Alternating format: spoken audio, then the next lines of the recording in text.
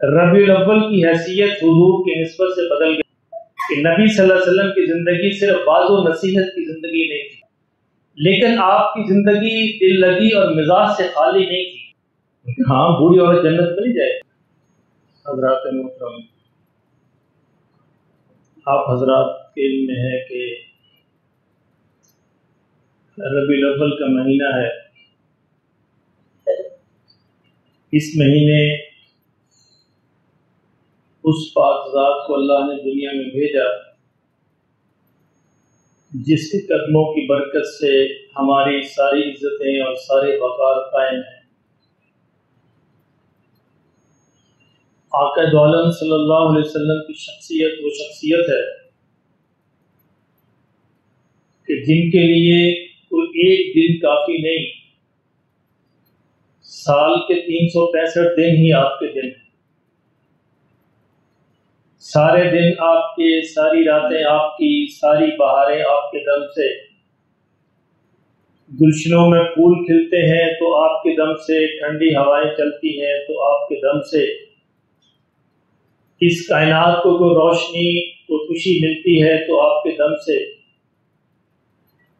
اس لیے ہونا تو یہ چاہیے کہ ہمارا ہر دن ہی عید میلاد النبی ہو، لیکن ہوتا یہ ہے کہ ہم سال میں ایک دن اس کو منا کر فارغ ہو جاتے ہیں اور سمجھتے ہیں کہ حق ادا کر دیا۔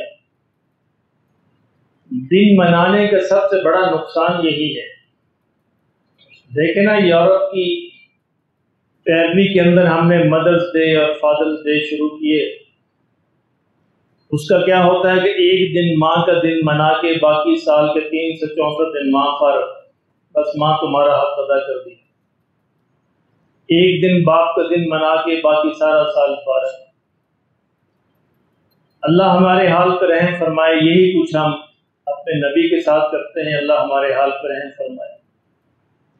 آقا دو عالم صلی اللہ علیہ وسلم تو ہمارے ہر سانس کے اندر ہونا چاہیے ان کا نام۔ ہماری شب و روز جو ہے ان کی مالا جپنی چاہیے، کیونکہ انہی کی برکت سے آج ہم مسلمان ہیں۔ انہی کی برکت ہے کہ اللہ ہمیں جنت نصیب فرمائے گا۔ انہی کی برکت ہے کہ ہم آخرت میں کامیاب ہوں گے انشاءاللہ۔ اس لیے چلے بہرحال یہ تو اصل چیز ہے، لیکن اگر کسی ایک مہینے کی نسبت سے، کسی ایک دن کی نسبت سے بھی ہم یاد کر لیتے ہیں اور زیادہ ذکر مبارک کر لیتے ہیں تو وہ بھی غنیمت ہے۔ نسبت سے حیثیت بدل جاتی ہے۔ ربیع الاول کی حیثیت حضور کی نسبت سے بدل گئی۔ باقی سارے مہینے بھی مہینے تھے، کیونکہ اس مہینے میں حضور تشریف لائے تو اس نسبت سے اس مہینے کی حیثیت بدل گئی۔ آقا دو عالم صلی اللہ علیہ وسلم کی زندگی کا ہر لمحہ، ہر دن، ہر رات، ہر شعبہ ہمارے لیے مشعل راہ ہے، اسوہ حسنہ ہے۔ جس شعبے کی بھی بات کریں، جس زاویے سے بھی بات کریں، سب کے اندر ہی روشنی ہے۔ آج حضور کی زندگی کے جس مرحلے پر یا جس زاویے سے میں بات کرنا چاہ رہا ہوں وہ شاید آپ نے نہ سنی ہو۔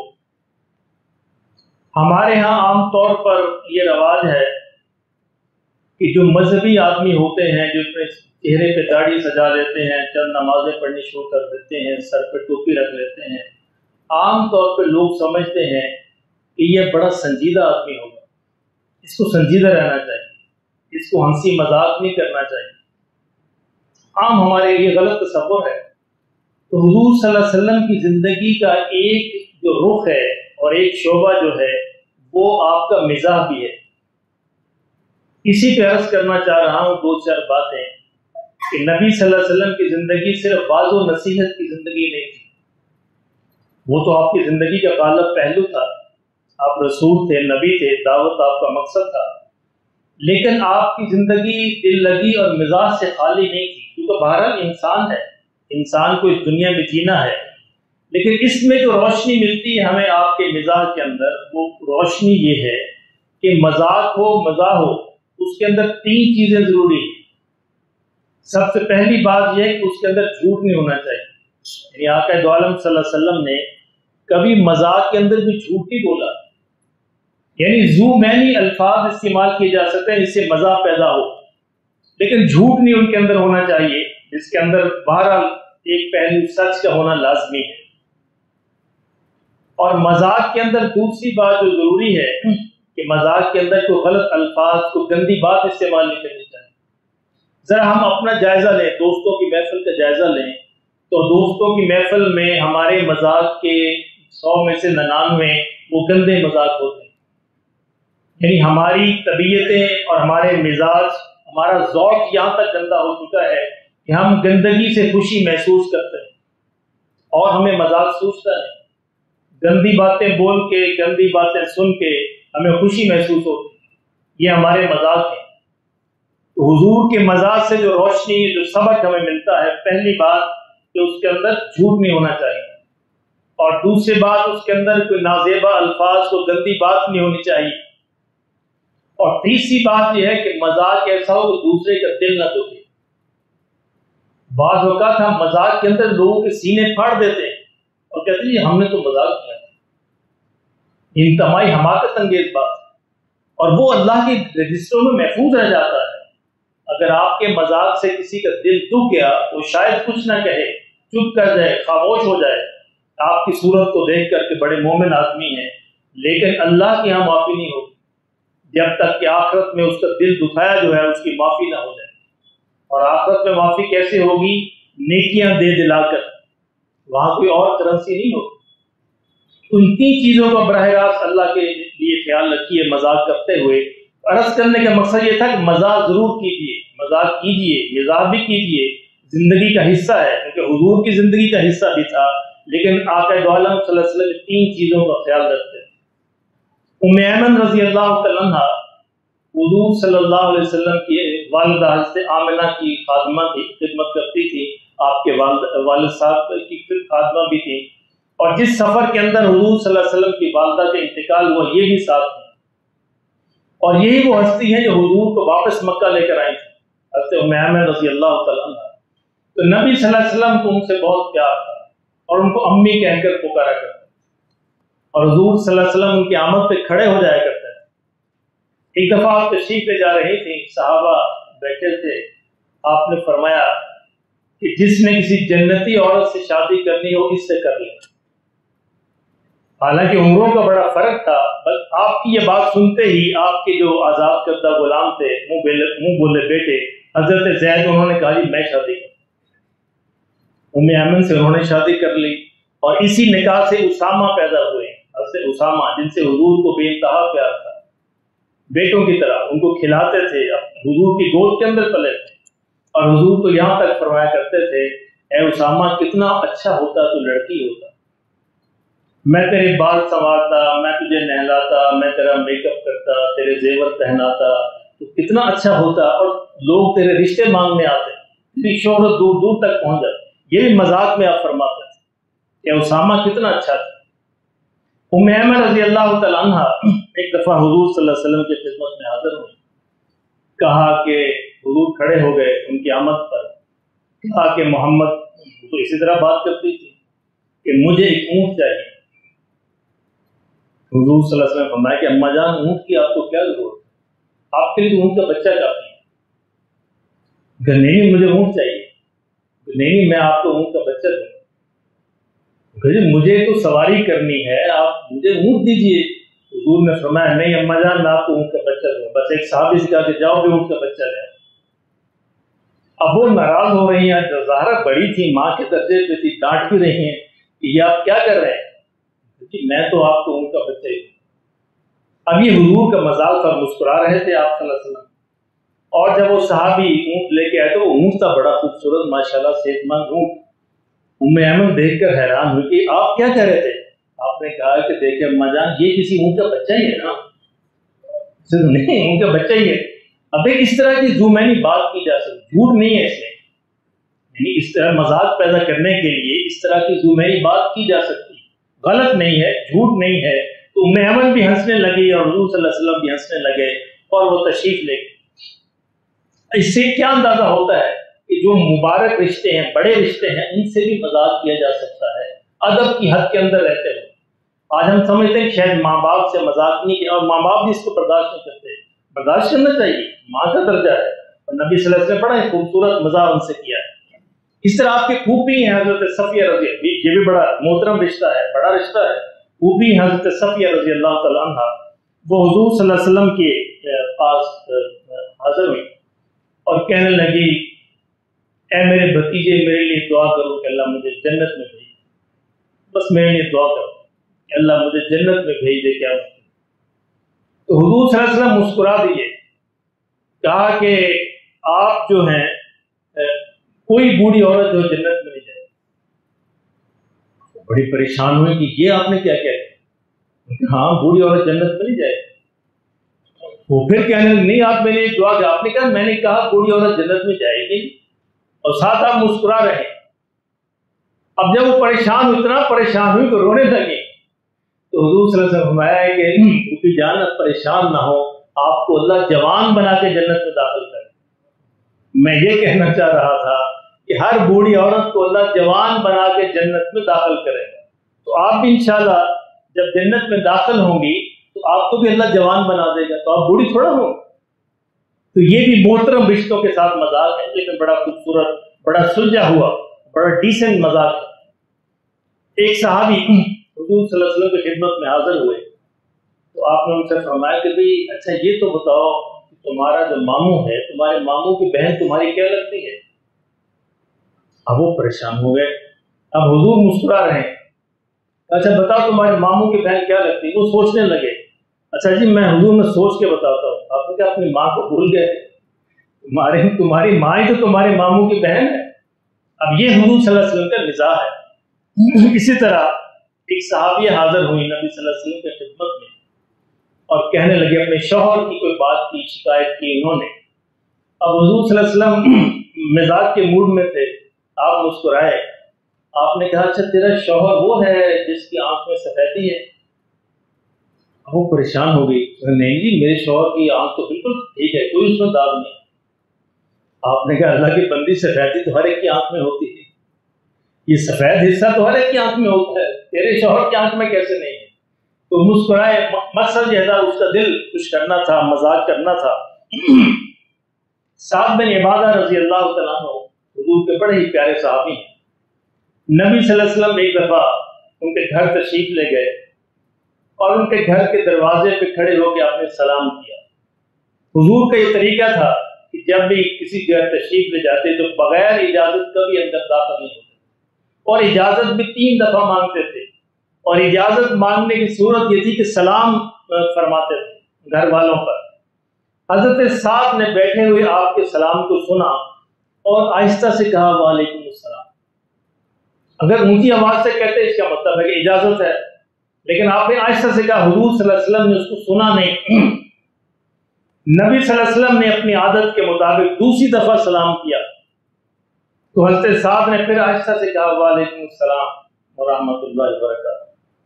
حضور صلی اللہ علیہ وسلم نے تیسری دفعہ سلام کیا تو حضرت سعد نے پھر آہستہ سے کہا وعلیکم السلام ورحمۃ اللہ. حضور صلی اللہ علیہ وسلم یہ سمجھے کہ سعد گھر پہ نہیں ہے تو آپ واپسی کے لیے مڑے. اتنے میں حضرت صاحب گھر سے نکلے تیزی کے ساتھ اور حضور صلی اللہ علیہ وسلم کو آگے تھام لیا. آپ نے کہا کہ میں تو یہ سمجھا تھا کہ تو گھر پہ نہیں ہے. حضرت صاحب نے کہا کہ یا رسول اللہ صلی اللہ علیہ وسلم میں اصل میں یہ چاہ رہا تھا کہ آپ میرے لیے دعا کرتے رہیں، میں جواب دیتا رہا. اگر میں آپ کے ایک دفعہ کہنے پہ باہر آ جاتا تو پھر آپ ایک ہی دفعہ سلام کرتے، میرے لیے ایک ہی دفعہ دعا ہوتی. سلام بھی اصل میں دعا ہے نا، تجھ پر سلامتی ہو. تو میں یہ چاہتا تھا کہ آپ کی زبان اقدس سے مجھے 3 دعائیں مل جائیں. تو میں یا رسول اللہ گھر پہ ہی تھا، بس یہ دعا لینے کے لیے میں خاموش رہا، آہستہ بولا تاکہ آپ مزید سلام کریں، مجھے مزید دعا مل جائے. حضور نے جب ان کی یہ بات کو سنا تو حضور ہنس دیے، حضور مسکرائے کہ ساتھ تیری کتنی لگن ہے اور کتنا تجھے شوق ہے، اللہ تجھے مزید نصیب فرمائے. تو یہ ایک مذاق کا انداز ہے. حضور صلی اللہ علیہ وسلم ایک دفعہ تشریف فرما تھے تو آپ جو ہے بیٹھے بیٹھے ہنس دیے، مسکرانے لگے. صحابہ نے عرض کیا یا رسول اللہ صلی اللہ علیہ وسلم کیا ہوا؟ کہ کوئی ایسی بات تو پیش نہیں ہوئی محفل میں. آپ نے کہا کہ میں جنت کا ایک منظر دیکھ رہا ہوں، آخرت کا ایک منظر دیکھ رہا ہوں. عجیب ہے، انسان بھی کتنا عجیب ہے. حضور نے فرمایا کہ ایک شخص کو اللہ کے حضور پیش کیا گیا اللہ کے حضور پیش کیا گیا تو اللہ نے کہا کہ اس شخص کے گناہ گنواؤ، گناہ لاؤ. کہا کہ اس کے چھوٹے چھوٹے گناہ جو ہے، اللہ نے کہا پہلے اس کے چھوٹے چھوٹے گناہ پیش کرو، چھوٹے چھوٹے گناہ جو ہے وہ گنواؤ. کہا کہ اس کے چھوٹے چھوٹے گناہ پیش کیے گئے، چھوٹے چھوٹے گناہ حاضر کیے گئے. تو جب چھوٹے گناہ اس کے سامنے سارے آئے تو وہ اس شخص نے سمجھا کہ میں تو مارا گیا. کہا کہ جب سارے گناہ آ گئے تو اللہ نے کہا کہ اچھا ایسے کرو، اس شخص کو ہر گناہ کے بدلے ایک ایک نیکی دے دو. کہتے اس کو ہر بدلے ایک ایک نیکی دے دی گئی. حضور صلی اللہ علیہ وسلم نے فرمایا کہ جب اس شخص نے یہ منظر دیکھا تو کہا کہ یا اللہ میرے اور گناہ بھی باقی ہیں، ابھی ٹھہر جائیے، اور گناہ بھی، بڑے گناہ بھی ہے. حضور نے فرمایا کہ یہ بات سن کر اللہ بھی مسکرا دیا تو وہ دیکھ کر میں مسکرایا. یعنی اللہ بھی یہ بات دیکھ کر مسکرا دیا تو وہ دیکھ کر میں یہاں بیٹھا ہوا مسکرایا تھا. تو یہ میرے نبی کی پہنچ دیکھیں، کہاں بیٹھے ہیں؟ فرش پر، اور کیا دیکھ رہے ہیں؟ عرش پر. اللہ اکبر. یہ ہے آقا کی نظر کی رفتار. اور آج تک سائنس جو ہے ابھی ستاروں اور سیاروں کے فاصلے معلوم نہیں کر سکی. یہ آسمان اور آسمانوں سے اوپر کی دنیا، یہ تو بہت بڑی بات ہے. حضور صلی اللہ علیہ وسلم ایک دفعہ نماز پڑھا رہے تھے تو آپ نے کہا نماز کے بعد کہ اے میرے صحابہ، میں نماز پڑھا رہا تھا تو نماز کی حالت میں جنت کے انگوروں کا ایک خوشہ میرے سامنے آ گیا، تو میں نے سمجھا کہ ہاتھ بڑھا کے اس کو توڑ لوں تاکہ تمہیں میں دکھاؤں کہ جنت کے انگور کیسے ہوتے ہیں. تو اللہ نے درمیان میں پردہ حائل کر دیا. تو حضور کے ہاتھ کی پہنچ دیکھیے، یہ میں عرض کرتا حضور کی نظر کی پہنچ دیکھیے اور حضور کے ہاتھ کی پہنچ دیکھیے کہ مسجد نبوی کے اندر کھڑے ہیں، ہاتھ بڑھائیں تو جنت کے خوشے کو پکڑ. یہ ہے میرے حضور صلی اللہ علیہ وسلم، میرے ماں باپ آپ کے قربان. تو حضور صلی اللہ علیہ وسلم فرمانے لگے کہ میرے صحابہ، میں یہ منظر دیکھ کے مسکرایا کہ وہ شخص تیزی سے اللہ سے کہنے لگا کہ یا اللہ بھی ٹھہر جائیے، میرے اور گناہ بھی باقی ہیں، ان کے بدلے بھی نیکیاں دے دیجیے. تو یہ اصل میں کوئی ایسی نیکی اس نے کی ہوگی جس سے سارے گناہوں پہ پانی پھیر دیا ہوگا. وہ اللہ کے علم میں تھی. بعض اوقات کوئی ایسا گناہ انسان سے ہو جاتا ہے جو اس کی ساری نیکیوں پہ پانی پھیر دیتا ہے، جس طرح شرک کا گناہ ہے. اور بعض اوقات کوئی نیکی اتنی بڑی ہو جاتی ہے کہ اس کے سارے گناہوں پہ پانی پھیر دیتی ہے. تو یہ معاملہ تھا. اسی طرح ایک دفعہ حضور صلی اللہ علیہ وسلم نے تشریف فرما تھے، آپ نے فرمایا کہ میں اس شخص کو جانتا ہوں جو سب سے پہلے جنت میں داخل ہوگا، اور میں اس شخص کو بھی جانتا ہوں جو سب سے آخر میں جنت میں داخل ہوگا. اور یہ حضور کے علم کا حال ہے. حضور کی نظر میں نے آپ کو بتائی کہاں تک ہے، حضور کے ہاتھ کی پہنچ کہاں تک ہے، اور حضور کا علم کہاں تک ہے. حضور نے فرمایا کہ صلی اللہ علیہ وسلم، میں اس شخص کو جانتا ہوں جو سب سے پہلے جنت میں داخل ہوگا، اور میں اس کو بھی جانتا ہوں جو سب سے آخر میں جنت میں داخل ہوگا. اور یہ کہا اور یہ کہہ کر حضور مسکرانے لگے صلی اللہ علیہ وسلم. صحابہ نے پوچھا کہ یا رسول اللہ صلی اللہ علیہ وسلم، اس سے مسکرانے والی کوئی بات تھی نہیں، آپ کس بات پر ہنسے؟ حضور نے کہا کہ میں وہ منظر دیکھ رہا ہوں کہ جب اس شخص کو جہنم سے نکالا جائے گا، آخری شخص، وہ آخری شخص جہنم سے نکلے گا. کہا کہ وہ اللہ اس کو جہنم سے نکال کر جہنم پہ کنارے بٹھا دے. کہا کہ دیکھ میں نے تیری خواہش پوری کر دی، تو کتنے برسوں سے، ہزاروں برس سے یہ مانگ رہا تھا کہ یا اللہ مجھے جہنم سے نکال دے، یا اللہ مجھے جہنم سے نکال دے. اللہ فرمائے گا دیکھو میں نے تمہاری آرزو پوری کر دی، اب تو نہیں اور سوال کرے گا. حضور نے فرمایا اس شخص نے کہا نہیں یا اللہ تیرا بڑا شکر ہے، تو نے بڑی نعمت سے نوازا، مجھے اس عذاب سے نجات دی، یا اللہ تیرا شکر، اب میں تجھ سے اور کچھ نہیں مانگتا. حضور نے فرمایا کہ وہ شخص جو جہنم کے کنارے بیٹھا رہا، اتنے میں کچھ عرصے کے بعد بیٹھا بیٹھا اس کو نظر آئے گا دور ایک درخت ہے جہاں پہ سایہ بھی ہے، ٹھنڈک بھی ہے، پانی بھی، چشمہ بھی نظر آ رہا ہے.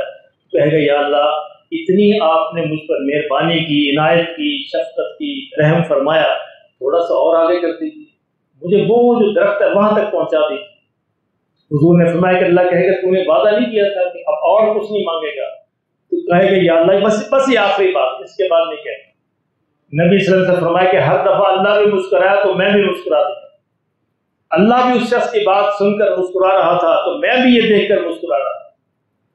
کہا کہ حضور صلی اللہ علیہ وسلم فرمایا کہ پھر اللہ اس کو اس درخت کے قریب کر دیں گے، اس درخت کی چھاؤں میں آئے گا تو وہاں پہ کچھ عرصہ ٹھہرے گا.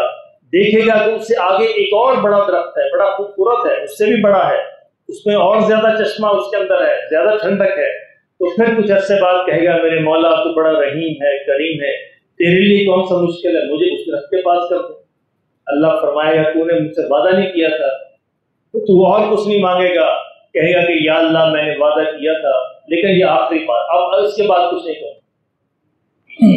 تو کہا کہ پھر وہ اللہ رب العزت جو اپنا کرم فرمائیں گے اور اس کو اس درخت کے پاس کر دیں۔ اس کے بعد فرمایا کہ وہاں سے اسے جنت نظر آئے گی، جنت کے قریب پہنچ جائے گا، کہے گا یا اللہ میں اس قابل تو نہیں کہ جنت میں داخل ہوں، اچھا جنت کے دروازے کے پاس کر دے ذرا، چلے میں دیکھ لیا کروں گا، درازوں سے دیکھ لیا کروں گا اندر کیا منظر ہے۔ اللہ پھر کہے گا تیرا تو یہ وعدہ تھا تو کچھ اور نہیں مانگے گا۔ اللہ پھر اپنا کرم فرمائیں گے، رحم فرمائیں گے اور اس شخص کو دوبارہ اس جنت کے دروازے کے ساتھ کر دیں۔ اب وہاں پہ ٹھہرے گا تو جنت کے مناظر نظر آئیں گے۔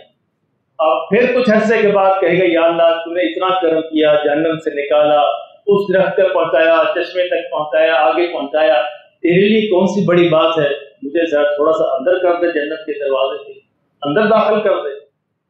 اللہ فرمائیں گے کہ تو نے وعدہ کیا تھا لیکن میں رحیم ہوں، میں کریم۔ کریم بھلا کون ہوتا ہے؟ کریم ہوتا ہے جو بغیر استحقاق کے دے دے۔ اللہ اکبر، اس سے رب کا کرم مانگا تھا، حق نہیں بنتا۔ کریم وہ ہوتا ہے جہاں حق نہیں بنتا لیکن وہ حق کے بغیر بھی دے دیتا۔